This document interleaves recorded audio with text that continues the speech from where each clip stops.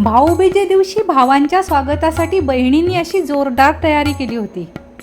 जरा लांब राहणाऱ्या बहिणीकडे पहिल्यांदा हजेरी लावण्यात आली. शलूकडे मनसोक्त पाहुणचार घेतल्यानंतर संध्याकाळी अंकिताकडे जाणं झालं. इथेही अंकुने सुद्धा जोरदार तयारी केली होती. या गोड नंदेच्या कानात शंख शिंपल्यांची रिंग भलतीच शोभून दिसत होती. अंकू आणि पियू असं आम्ही या दोन बावल्यांना गमतीनं म्हणालो. अंकुनेही खाण्याची अशी खास व्यवस्था केली होती.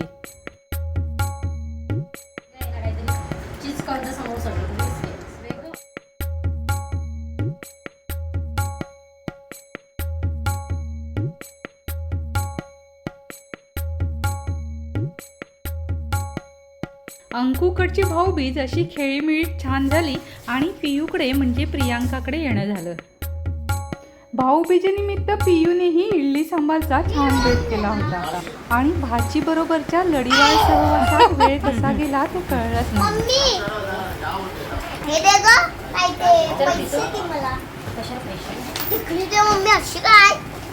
तू अशी काय तिकडे घे तिकडे टिकली आण तिकडची. अरे टिकली आण. हा या मी नको. हा ओके तू नको तू.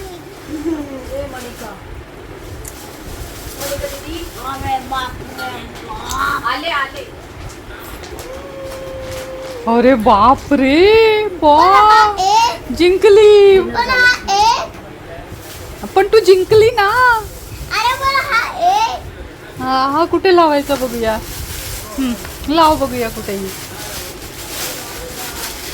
असा सेम सेम सेम सेम करायचं. दोन गिरजोलचे दे. सोडू नको परत. तीन सेम अशी. बरं मी इथे. मम्मी इथे. मम्मी इथे. त्यांच्यामध्ये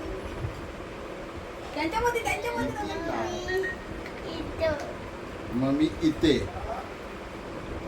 एवढेच आहेत ना अजून. असं असं आहे. जिंकली जिंकली तू तू. कशी. भावंडांच्या प्रेमाचा, स्नेहाचा, विश्वासाचा आणि आपुलकीचा अनमोल सण म्हणजे भाऊबीज. या पवित्र दिवसांच्या सर्वांना शुभेच्छा. आणि हो, माझ्यासाठीही ही गोड भेट होती बरं का पियूकडून.